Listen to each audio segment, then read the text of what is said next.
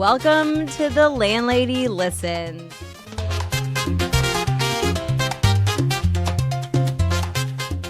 The podcast where we talk all things real estate, development, and the mindset it takes to build your dream life.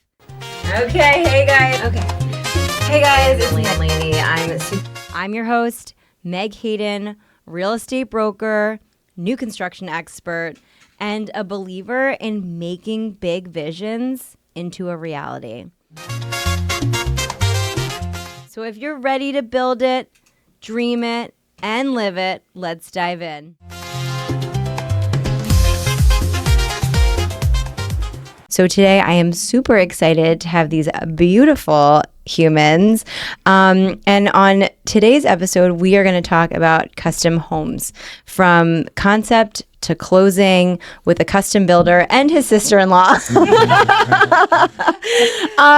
who just happens to be his real estate agent. And I'm super excited to break down what it really takes about building your dream home, and also how family ties, a beautiful vision and teamwork can shape the process from the ground up. So welcome, guys. Thank you for having us. Thank you. Appreciate it. Yeah, we're excited to be here. Thank you. Yeah, why don't you guys introduce yourselves? Okay, my name is Lisa Carrero. I am the sales director for Oracle Homes. And I'm Gary Mello, the owner of Oracle Homes. Awesome. So I wanted you guys to come on because I was thinking, well, obviously everything's about real estate and development here, but I really think it's important to kind of understand how you guys got to this place. So tell me a little bit about your story and your background. Let's see. So to start with, I got into real estate in 2004. And in 2005, Jennifer, my wife, joined me as a real estate agent. So we became a team. Fast forward 2007 to 2009, I did start to specialize in new construction sales. So I started handling sales for some local builders, some medium-sized and small builders. And then in 2011, we launched our real estate brokerage. In 2012, I launched the construction company, Oracle Homes, but we really started to take off in 2015. So in 2015, that was the first project that we took on. And since 2015, we're on, as of this morning, house number 137. Congratulations. So thank you. So we're building 20 homes right now. Counted them this morning, too, to make sure I got the number right. We're building 20 right now. We're on number 137. So we finished over 100 homes so far. And we build custom homes. We typically, we meet with a client and we start with, what are your goals? What towns are you considering to build in? What are your goals for your family? There's usually, an important story, in terms of what they need. They need a certain size home and so many bedrooms. And a lot of the clients that come to us, they've owned homes before, so they have a very specific criteria that they can't find in the open market. It's so hard with resales to find a house that's everything you want. So we start with that, and what we do is we schedule a builders meeting where we sit down with people, and I take notes for about an hour and a half to 2 hours. And from that meeting... You're the note taker. You are the dedicated, detailed note taker. Thank God. So you have to be a good listener. Absolutely. In this business, to be successful, you do. Absolutely. So I'm asking lots of questions, taking lots of notes. But from that 2-hour meeting or so, that's how I develop a very detailed initial proposal where, okay, we haven't designed a home yet, but I know you're looking to build a 3,500 or 3,000 square foot 2-story or a single level home. And we've talked about, all the amenities and most of the things that affect the budget so that I can present, everyone with a very detailed proposal, because you can't even consider new construction until you have the numbers. It starts with, the numbers. And then after that meeting, that's where, if I meet with some prospective clients and they look over the proposal, within a week or two of receiving it, and they're interested in moving forward to the next steps, and then we move on to the next steps. That could be, trying to find a lot, or they may already own a lot or have a lot in mind, and we would typically meet again and try to finalize as much as we can. And the next step really is collecting a small deposit where they're essentially committing to working with us, and then we go immediately into architectural design. With most homes, we could typically design a house in 2.5 to 5 weeks, no matter what the size is. We do have our own architect. It's a gentleman who's physically located in New Hampshire, but he designs the house in conjunction with the client. They design it together. They meet over the internet, with teams, and they collaborate directly for a few weeks until the house design is done. And then once that process is done, I physically meet with the clients again, and we compare our initial proposal to their finalized design. Because while we're designing the house, we can make any change that they want to make. They can make the house larger. They may do lots of things that we didn't discuss in the initial meeting, and what I do is immediately update the proposal based on the finalized plan, provide them finalized numbers to the penny, and then if everything looks good, we typically move forward with drafting the formal agreements, and then trying also kicking off the planning process and permitting process from there. So in most cases, when we meet a client, typically things would just keep progressing through the initial stages of, planning, design, finalized pricing, formal contracts. And then we work directly with the client's lender to help them get through their financing process and underwriting and final approval. And then usually if there's financing involved, we wait for, the closing on that. And then we go directly into the permitting process and construction process. So when people are coming to you guys, they can either already have the lot, right? Or you can help them find the lot. So tell me a little bit about that. That's right. So I've been with the Mello Group now for 10 years. It was just my anniversary the other day. And of course, they kind of laid out the blueprint for me. So I sort of came in, stepping into this kind of new construction niche. So I consider myself a new construction specialist. Of course, I work with Gary as well, and I also do resales. But because of my experience, I'm more knowledgeable about land sales than probably most agents are comfortable with. As you know, for some reason, it's just a little bit more complicated to just buy the dirt than it is to buy the dirt with a house on it, right? There's a lot more testing that needs to go into that. So if somebody does not already have a lot, then I would help them source a lot.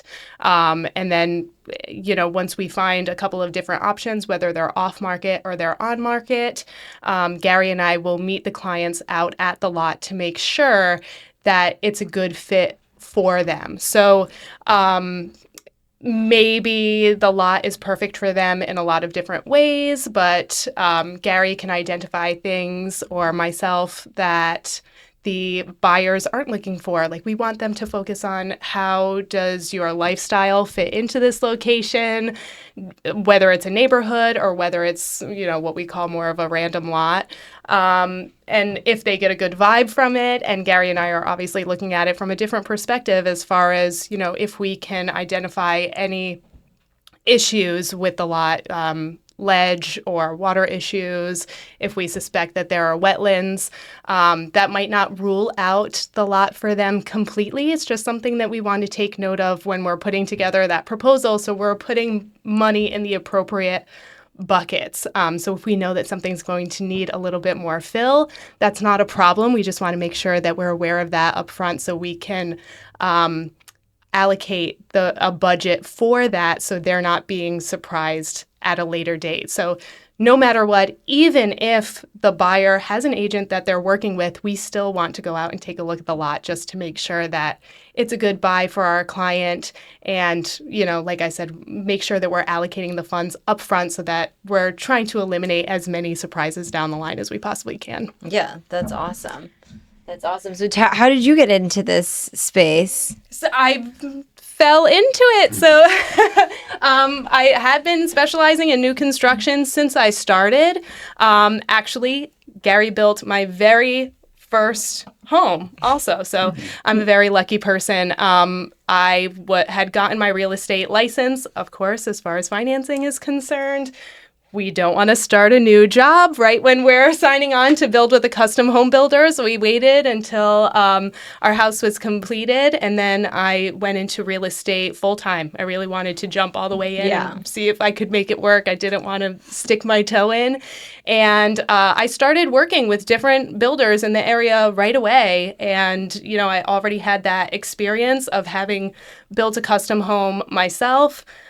I love new construction. And so, you know, from there, seeing different builders and how they do their builders meetings or, you know, do their process, I think from like a new person's perspective, I saw some ways that could be improved or what issues my clients were having with different builders. And Gary saw the same thing too when he was working with different builders in some ways that things could be improved upon. And so we when I joined Oracle, I want to say it was maybe 3 years ago now as their sales director. And of course, I still work full-time in residential resale. It's a part of my business. You know, we wanted to make the process as easy for the clients as possible and take away some of those pain points that we had seen our clients going through in the past. Yeah, and I think that makes like perfect sense, and it's true. Like a developer is a developer is a developer, right? Or a builder. There's all these different kinds of builders and developers out there, and I think what you're touching upon is really like the process and even like the upfront process that you guys do with the clients to make sure that it is the right place for the right amount of money, like all the things. But talk to me a little bit about the financing for either the land with the build. I think that would be really interesting. Sure, absolutely. So clients have two options. You know, if they find a lot that they're interested in and they want to buy the lot immediately and try to close as soon as possible, of course, they can get what we refer to as a simple land loan, which typically has a higher deposit requirement, more like usually 25 to 30%. But in a lot of cases, if a client finds a lot and we're pursuing the construction side immediately, a lot of times what we try to do is have the purchase and sales agreement give us enough time that we could develop the plan and finalize all of the documents and pricing for the construction side so that we could do construction financing to finance the land and construction all in one package. So that's the most common format that our clients, you know, fall into. You know, we have two lenders that we do a lot of business with in the area, Navigant and Bay Coast. We do a lot of business with them, and they've been great to our clients. So they make the process pretty easy where they essentially finance everything as one package and there's one loan. And so we're closing, you know, in the process of signing a purchase and sales, the client's going to go to a closing where the lender is paying off the land, and then all of the money that's being allocated for construction gets freed up. But as a builder, once I collect my initial 10% deposit, which is pretty typical, we don't receive any other payments until we're actively building the house and we meet certain milestones. So the lenders that do that type of financing make it very easy. And the lenders that we prefer to do business with, they do lock in the rate for the entire process, which is really good. There are some lenders where they'll tell clients, you know, we'll give you a construction loan, but in a year or a year and a half when the house is completed, you've got to come back and refi into a permanent product. But the two lenders that I mentioned earlier, they have a product where, you know, they lock in the rate. That's the rate during construction with interest-only payments. But once the house is completed, they automatically roll the product into a 30-year fixed product at the same rate with no other closings. So that's a really like attractive and easy process for the homeowner. That's great. Yeah. Yeah, to not have to go through two closings. And they disperse the funds easily, which is also important so that during the process, once those milestones are being met and we're reconciling them for funds, obviously we want to get those funds as soon as possible so that we can move on to the next step. So, you know, we always look for our banks who have an appetite for that kind of slightly riskier product so that we can keep the process going on our end as smoothly as possible. Totally. So tell me about like what is the timeline on these new construction custom builds? Okay, so phase one is like we're meeting with the client and we're designing the house, getting all the, all of the numbers finalized and formal documents. So that initial phase will take usually about a month and a half to 3 months, depending on the size and complexity of the project. And then we have the next phase is essentially, they close on their loan or everything is figured out. And the next stage is sort of the planning and permitting process. And that can vary from anywhere from 2 to 6 months. Depending on, there are cases where we're on the water and we have to get special permitting with like, FEMA and Rhode Island DEM or Mass DEP. So depending on the complexity. So we're on very, straightforward lots with no wetlands in some cases and easy utilities at the street.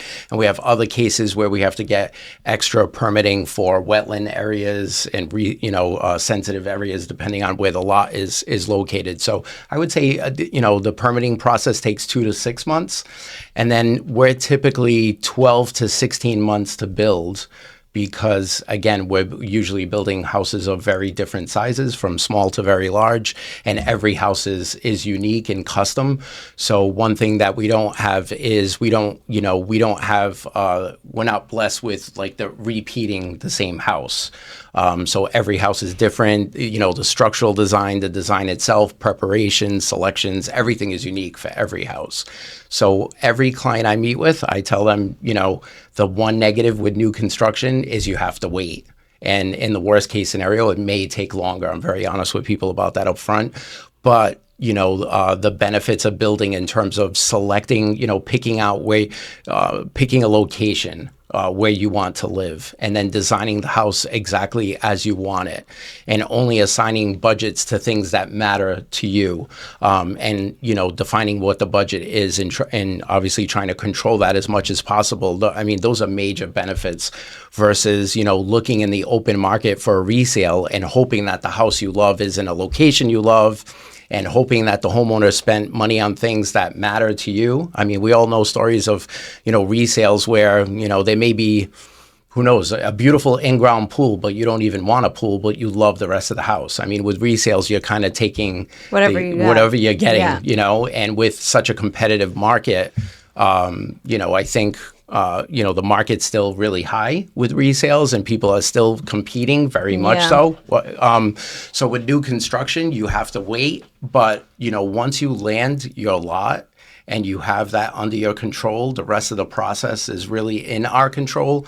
And, the client has a lot of control over what happens with the house. So those are major benefits. Yeah. And I see how clients feel when they move in, when the house is completed, and it's a really special feeling because it's everything the way they wanted it. It's brand new. It's built to the latest standards, which is very, very strict. The materials are much better than what they used to be 20, 40, 50 years ago. They just are. So they have to wait, but what they're getting at the end is a real high quality product that they can be proud of and we can be proud of. Absolutely. So as a builder, how do you even account for, the 2 to the 6 month, potential going through the town? Like, how do you quantify your time in terms of that? What we try to do is give clients estimates up front based on the towns and the areas that they're looking at to give them an initial idea. Now, a lot of clients come to us, they already own land. I have a client in Warren right now that they've owned a lot for 35 years across the street from the water. It's been in their family, so they already knew a lot of the things because they own the lot. But in many cases, a client comes to us and they're still going to go through the process of looking. So during the builders meeting, I asked them, what towns are you considering? And we try to give them an overview of those towns, how complex they are for permitting and some of the different things that they require. For example, in Westport, a septic system has much more stricter rules than other cities and towns in Massachusetts. So you have to know that if you're shopping in that town and if you're comparing to other towns in the area. So we certainly try to help with the selection process and what to expect. And we try to give clients a good, honest idea of how long we think things can take. But we're also very engaging with our clients. So Allison on my team, who handles all of the permitting and engineering. That's her background. She handles all of that stage, and every 1 to 2 weeks, she's giving our clients updates on where we stand. We're waiting on an engineer to do the survey. We're waiting on the town to approve the wetland flagging. So we manage the process. That's huge. Yeah. But what one of the biggest areas that a builder, will define a builder and how well they do is their level of communication, both before the project, during the project, after the project, keeping clients informed so that they know, hey, your builder is working on these things are happening in the background. We're not, just standing still. And so those regular updates with like detailed information on what's happening in the background, they really help. And they make a difference. Yeah, so something I've been very interested in is like real estate and technology. Is there like systems or technology that you use that help that like just speed up the process or help you on the back end budgeting or even with project management? Absolutely. So we utilize a product called BuilderTrend, which is a cloud-based CRM for contractors, mostly home builders.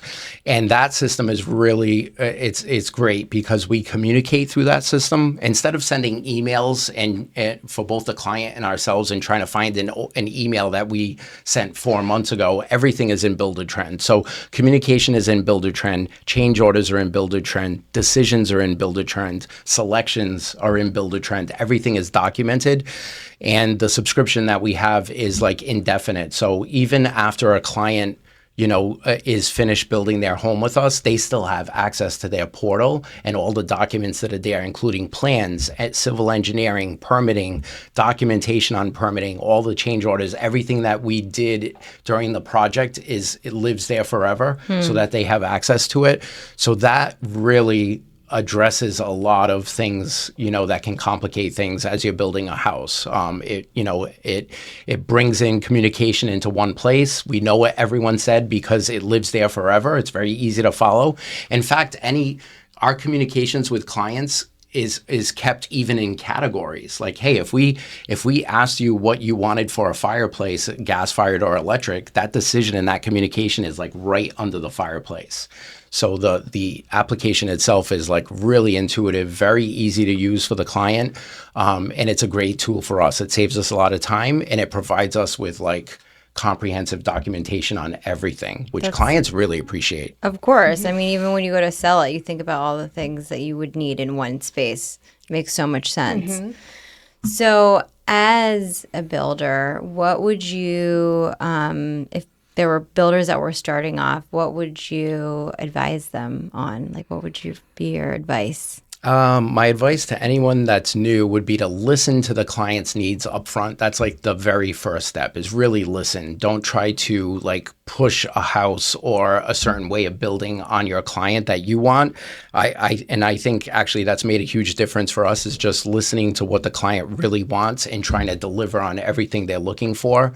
And then number 2, absolutely, is definitely communication. Just the level of communication, the frequency of communication, and then thirdly, I would say just documenting as much as possible, because in a long process of building a home, both the builder and the client can forget about a lot of things that were discussed or decided upon. And so documentation is really important because it's a way for both parties to keep track of what was said and what was agreed upon. And so that avoids a lot of what I call misunderstandings, because a builder can in his or her head believe like, I know what I have to deliver, and the client might think so too, but later as you're building the house, you may not be on the same page. And what avoids that is just great documentation with lots of detail. So our documents are really long. The most important document that we call the Bible, the building plan, in terms of the words of the contract, is about 40 pages long. But that's because with every little detail, we want that to be in there so that there is no misunderstanding. Because one of the most disappointing things is like, I think I know what I owe you and I give you that, but then you feel like you got something different. So that just comes with experience. But I would tell any new builder is like, details on paper, that everyone can refer to so that there's no misunderstandings, and also full disclosure. A lot of builders lack in the level of detail in their documents. So a lot of clients, a lot of people I've met over the years have reported that they were very disappointed with, a builder in the past because they thought they were getting something. And then when they asked about those details, the builder then provided it after the documents were signed, and it wasn't what they were expecting. So that can be disappointing to a client. So I take paperwork really seriously, because that's what really avoids a lot of issues for both parties. Mm-hmm. And I can build any client a great house, but if I get to the end and there was a misunderstanding and the client didn't get what they wanted, we just worked for a year and a half, and maybe the client is not happy about something, we're trying to avoid that at all costs. So those are the main points that I would say to be a successful builder that you need to really be in tune to right out of the gate. Mm-hmm. Cool. So the last question that I ask everybody on the show is, number one, how can we get in touch with you? I forgot that one. Oh, absolutely. So I am the one who schedules all of the builders meetings. So when you come and meet with Gary, you meet with myself as well. So everybody in our process has their own roles. So I walk everybody through the initial process, the sales process, the contracts, up until I send that package off to their loan officer and when they start working with our architect. So you can contact me. My name is Lisa Carrero. I can be found at 401-241-9914 or lisa@oraclehomes.com. And I can be reached on my cell phone too, which is also the company phone number is 401-225-6898. And our company website is at www.oraclehomes.com. Awesome. Yeah. And so my question is, what books are you reading or would you recommend?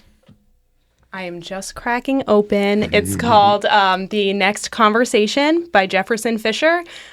He is a trial attorney and a communication expert, which goes very well in hand with what we're talking about today as far as organization, transparency, communication, just how to best get your point across. And make everybody feel good about it. And make everybody feel good, make sure everybody's on the same page, or even how to have difficult conversations. As you know, in real estate, we have to have those more often than we would like. So I originally started following his tips on Instagram. So that's where I came across his book. So I'm very excited to get to the end of that. I'm totally going to read that one too, for sure. So I'm honestly not reading a book right now, because anytime I have a free minute, I'm trying to do something fun with my 3 boys. And then I'm a news junkie. So usually I'm just reading the news at the end of the day. That's my decompression stage. That's my decompression. That's the opposite of my decompression. That's how you're right. It's not the most calming thing, but that's my reading at the end of the day. We started getting you some meditation. I'm going to start texting Gary some 15-minute meditation. Do you know what's so funny, though, is I actually do send him some meditative music from time to time. I'll say, this is, my new favorite song. And so... I love to meditate. I usually do it in church. Well, yeah, that's good. I try to do like 15 minutes a day, either you're supposed to do it in the morning or in the evening, because it's when your like brain waves are they're in beta, I think, and you're more suggestible. So you really should, before you go to sleep or before you wake up, you should have the most suggestible, positive, Gary things before you go to sleep, because otherwise you're just like in your head, in subconscious, dead. Yes, nasty, I'm the opposite. Terrible. My phone goes on do not disturb at a certain time. It's like, I need to stop doom scrolling and not listening to that stuff. Usually I'm meditating. Unfortunately, I'm usually up at like 3 a.m.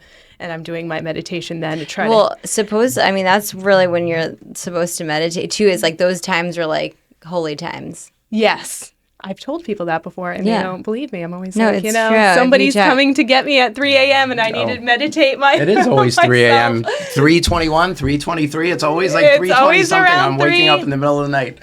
And I do my little meditations. And as you know, I'm big into like visualization techniques and So important. and all that stuff. Yeah, it really does make a difference. What do you? We always talk about this. Like, what do you talk about? Like, how you even came across like visualization? Oh my gosh, I don't really even remember where I first got it. I'm just kind of like that, I'm just kind of a Positive. universe provides spirit, and focus on gratitude. bring it in, and yeah. Just, the universe isn't on a budget, just kind of bring that stuff into love me and focus that. on just, What really positivity. matters. Yeah. Yeah.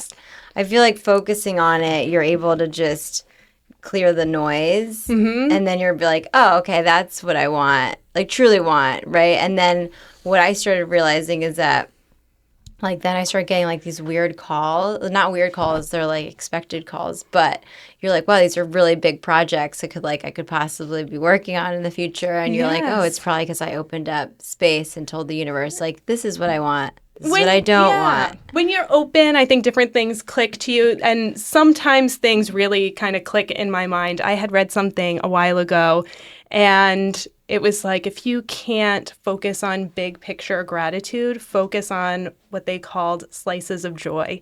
And so, because gratitude and positivity, it's a muscle that you need to flex. Practice, and flex. Yeah, and so, maybe something huge didn't happen to you that day. Maybe you didn't get a huge real estate deal, but maybe it was like, I was really thirsty, and then I had this nice cold glass of water, and like that was really nice. It's just finding the little things, little slices of joy throughout your day. Yeah, and it's true, because it's like even just being grateful for like being alive, being here, breathing, the sunshine that really gets me going when it's this time of year. Yeah, our kids being healthy, like that is really like, I'm like, all right, everything else is fine. A smell, a sensation, just little just start flexing that muscle by finding little things, and then they compound on each other. It's true, and then you're vibrating that energy out.